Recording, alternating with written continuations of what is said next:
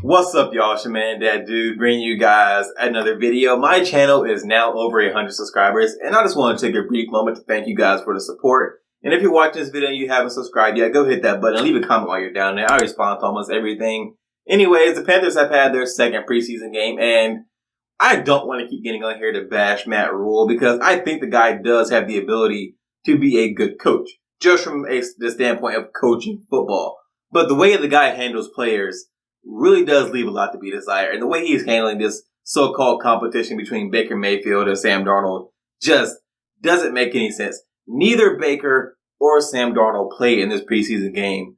Like, one of them not playing is fine, but both of them not playing is just ridiculous. If it really is a competition, one of these quarterbacks is going to be your QB2 for the year.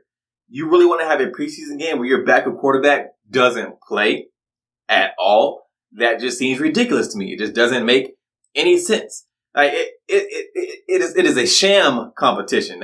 I believe it is a sham competition. I believe Baker Mayfield is going to be a starter. They always knew Baker Mayfield was going to be a starter, or at least management knows that. But Matt Rule is continuing this charade of a quarterback competition. It doesn't make any sense. You put Sam Darnold out there, let him play in the preseason game. If he's going to be your backup for the year, give him some minutes, give him some game time because he's going to need it going through the year when he's not playing.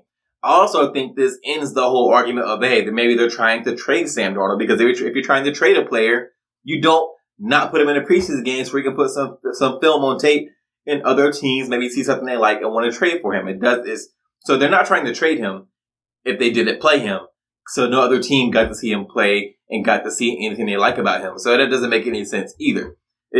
The way he's handling this whole competition, it leaves a lot to be desired in my opinion. And I'm really hoping that someone from the upper management steps in and really sorts this out because Matt Rule has proven himself to be not the person who can run this competition correctly. But besides that, going on to PJ Walker and Matt Corral, the offense in this preseason game was pretty anemic. It left a lot to be desired. But unlike last week, I saw a lot of things in Matt Corral where, while he did not go out there and play great, I saw things in him where I'm like, okay, I see why a team might think this guy has the potential in the future to be a good quarterback. He really has good he can make a play when the play breaks down. He's good at improvising. That's what I'm trying to say. Well, when the play breaks down, when there's pressure in his face, he can move around. He can make some off-angle throws with his arm. He has really good arm talent. He has a strong arm and quick motion. So there are things about his game that leave you really in a good place about what his potential is. You really see with a player that he can be, that he has the potential to be. And that's not saying he will meet that full potential, but it's there, and that's all you can really ask for in a player. With PJ Walker, well, that's not all you can ask for in a player. That's all you can ask for in a third-round pick. But with PJ Walker, yeah, he threw for way more yards than Matt Corral, but he also had 2 interceptions, and he didn't look great either. So I really do think that PJ Walker is going to be cut. I guess there's a really small chance he makes the final cut for the roster.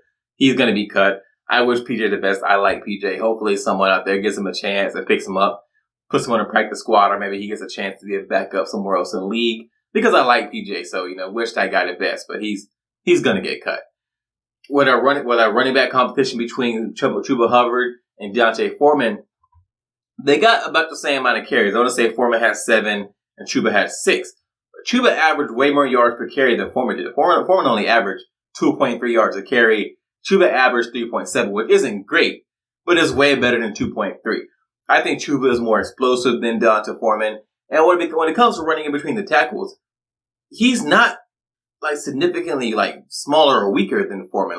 Foreman is supposed to be a power back, but I didn't see him moving the pile more than Chuba did. Chuba had a few plays where he had contact in the backfield or the hole really wasn't there, and he still was able to get 2 or 3 yards out of a situation where he should have got none, which is what you want from a running back. Be able to turn a bad situation into positive yards. Chuba did that. Foreman didn't really do that as much as Chuba did. Again, only 2.3 yards a carry. So I think Chuba should be at running our RB2 going into the season. If Foreman should strictly be just short yardage back or, put him in some plays here and there when you're trying to spell CMC or Chuba. But I think Chuba really should be our RB2. He's more explosive than Foreman. And when it comes to running in between the tackles, he's not a significant drop-off from Foreman. So he should be the running back too. outside of that, our defense, I think, considering we played mostly our second string or our second string defense against the Patriots starters, our defense played really well. Mac Jones was having a lot of trouble. But take that with a grain of salt because I've been reading a lot of stuff in the offseason how the Patriots offense has been struggling in training camp. So the offense isn't really that far along, and Mac Jones is kind of a middling quarterback anyway. So take, what you saw in that game with a grain of salt. But I liked that our second stringers were able to hang with the Patriots first team defense. That was really cool. That was really good to see. It's really promising for our depth. But again, take it with a grain of salt. Something that I don't want to say worries me, but Ikem Ekwonu kind of struggled in this game a bit. He had some moments in the run game where he flashed. You see the power, you see the drive, you see the athletic ability in the run game. But in the pass game, he gave us some sacks, he gave us some pressures. It wasn't a great showing for him. Now, how you interpret this really depends on what you hope for the Panthers season this year. I think the Panthers might win 6-7, at the most 8 games. So Ikem struggling at left tackle isn't a big deal to me because I'm not expecting the team to be all that good. But if you're expecting the team to make a playoff push, Ikem struggling at left tackle is really worrisome for you because he needs to be that anchor on the line to give Baker time to make some plays, to give his offense time to really succeed. So if you think this team has the potential to be a playoff contender, Ikem struggling for you is a really big deal. Where for me, I'm like, hey, he's a rookie. Put him out there, let him struggle, and then next year, the year after that, when the team is actually ready to contend, Ikem has gone through his growing pains and he's a solid left tackle then.